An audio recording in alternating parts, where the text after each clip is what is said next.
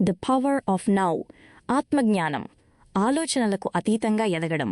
ప్రశ్న: ఈ ప్రపంచంలో బతకాలంటే ఆలోచించడం తప్పనిసరి కదా? మీ మనస్సు ఒక సాధనం, ఒక పరికరం లాంటిది.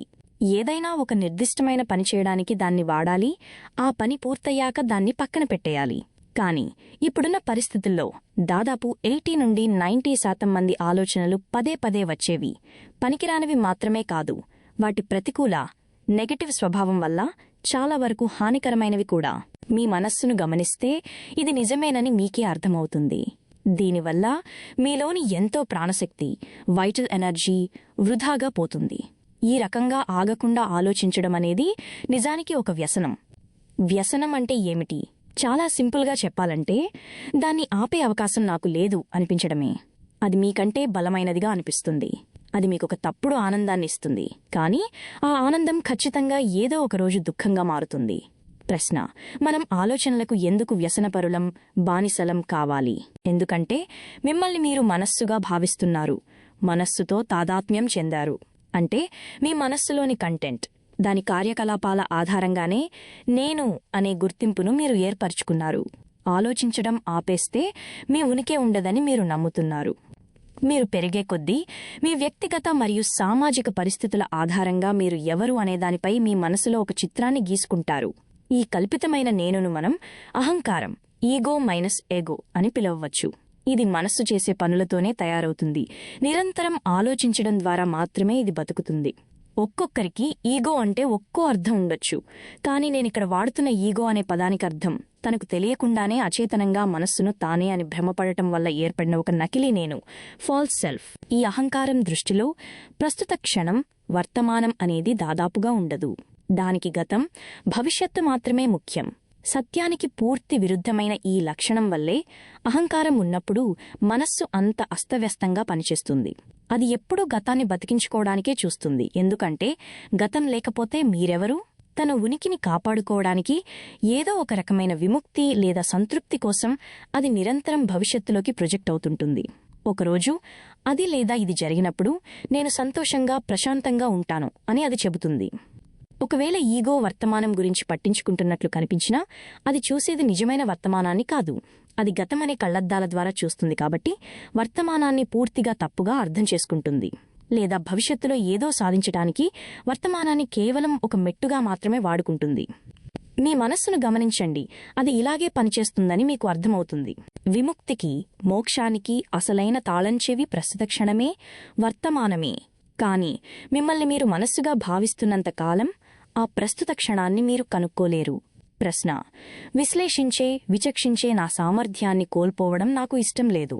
మరింత స్పష్టంగా, ఏకాగ్రతతో ఆలోచించడం నేర్చుకోవాలనుకుంటున్నాను. కానీ నా మనస్సునే కోల్పోవడం నాకిష్టం లేదు. ఆలోచించే సామర్థ్యం అనేది మనకు లభించిన అత్యంత విలువైన బహుమతి. అది లేకపోతే మనం కూడా జంతువుల్లాగే మిగిలిపోయేవాళ్లం కదా. మనస్సు ఆధిపత్యం చెలాయించడం అనేది మానవ చైతన్య పరిణామక్రమంలో ఎవల్యూషన్ ఆఫ్ కాన్షియస్నెస్ ఒక దశ మాత్రమే. మనమిప్పుడు అత్యవసరంగా తర్వాతి దశకు చేరుకోవాలి. లేకపోతే ఒక రాక్షసుడిలా మారిపోయిన మన మనస్సే మనల్ని నాశనం చేస్తుంది.